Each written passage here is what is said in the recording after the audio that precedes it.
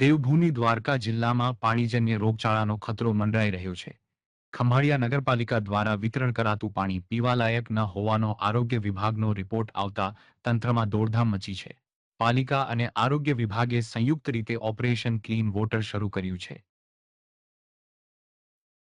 દેવભૂમિ દ્વારકા જિલ્લામાં પાણીજન્ય રોગચાળો ફેલાવાની ભીતિ વચ્ચે આરોગ્ય વિભાગ અને સ્થાનિક તંત્ર સંપૂર્ણ એલર્ટ મોડમાં આવી ગઈ છે.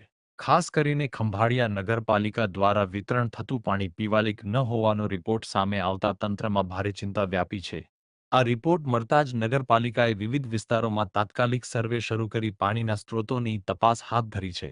આ સાથે જ બજાણા ભોગાત વેરાડ અને વરવાડા સહિતના અનેક ગામોના મેડિકલ ઓફિસરોને સુપર ક્લોરિનેશનની કામગીરી ત્વરિત શરૂ કરવા કડક સૂચના આપવામાં આવી છે.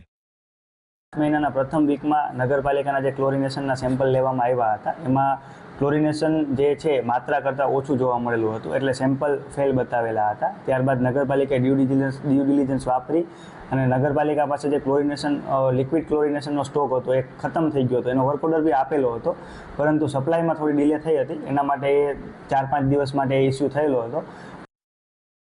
પાણીના સ્ત્રોતોમાં જંતુનાશક દવાઓ અને ક્લોરીનનું પ્રમાણ જળવાઈ રહે તે માટે ખાસ મોનિટરિંગ કરવામાં આવી રહ્યું છે.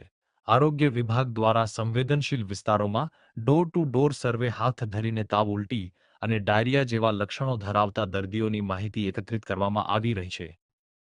ફિલ્ટર પ્લાન્ટ આપણો કાર્યરત જ છે, પણ ફિલ્ટર પ્લાન્ટનો કોઈ ઇસ્યુ નહોતો. ક્લોરિનેશન થોડું ઓછું આવેલું હતું, એના લીધે નમૂના ફેલ થયા હતા. ફિલ્ટર પ્લાન્ટ આપણો કાર્યરત જ છે.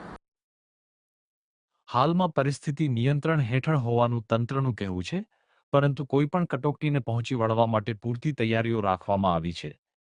નારણ રૂડાચ, GSTV દ્વારકા.